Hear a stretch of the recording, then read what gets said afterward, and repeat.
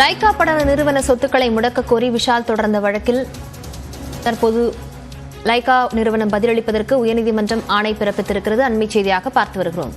சண்டைக்கோழி 2 படத்தை வெளியிட்டதற்கான ஜிஎஸ்டி தொகையை லைகா செலுத்தவில்லை என கூறி விஷால் இந்த மனுவை தொடர்ந்திருந்தார். லைகா நிறுவன சொத்துக்களை முடக்க கோரி விஷால் தொடர்ந்த வழக்கில் லைகா நிறுவனம் ஜனவரி 19ஆம் தேதிக்குள் பதிலளிக்க உயர்நீதிமன்றம் உத்தரவு பிறப்பித்திருக்கிறது. லைகா நிறுவனத்தின் 5.24 கோடி ரூபாய் சொத்துக்களை முடக்குவதற்கு விஷால் மனு தொடர்ந்த நிலையில் இந்த ஆணையை உயர்நீதிமன்றம் பிறப்பித்திருக்கிறது. விவரங்களுடன் செய்தியாளர் மதன் இணைந்திருக்கிறார். மதன், விவரங்கள். நடிகர் விஷால் அவருடைய விஷால் பிலிம் ஃபேக்டரி பட நிறுவனத்தின் தயாரிப்பில் அந்த சண்டைக்கோழி 2 படம் வெளியானது. இந்த படத்தின் தமிழ் மற்றும் தெலுங்கு திரையரங்க மற்றும் அந்த சேட்டலைட் வெளியீட்டு உரிமைக்காக லைகா நிறுவனத்துடன் கடந்த 2018ஆம் ஆண்டு 23,21,00,000 போடப்பட்ட ஒப்பந்தத்தின்படி இந்த படம் வெளியிடப்பட்டது.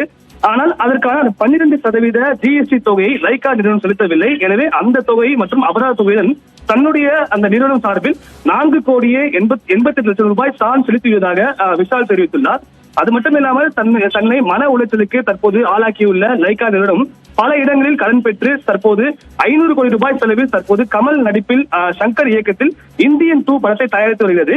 ஒருவேளை இந்த படம் ஓடவில்லை என்றால் லைகா நிறுவனம் மிகப்பெரிய ஒரு நிதி நெருக்கடி ஏற்படும். ஆனால் அதே நேரத்தில் தனக்கும் வர வேண்டிய பணம் திரும்ப கிடைக்காது. எனவே இந்த லைகா நிறுவனம் ஒரு வெளிநாட்டு நிறுவனம் என்பதால் இந்த நிறுவனத்தை மூடிவிட்டு தயாரிப்பாளர் வெளிநாட்டிற்கு தப்பிச் செல்வதற்கு வாய்ப்பு உள்ளது. எனவே தான் செலுத்திய ஜிஎஸ்டி தொகை மற்றும் அபராத தொகையை வட்டியுடன் சேர்த்து சுமார் 5,24,00,000 ரூபாய் வழங்க வேண்டும். அதற்கான உத்தரவாதத்தை லைகா நிறுவனத்திற்கு வழங்க வேண்டும் என்ற ஒரு கோரிக்கை வைக்கப்பட்டது.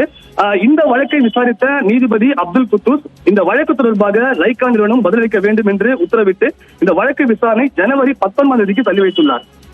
விவரங்களுக்கு நன்றி மதன்.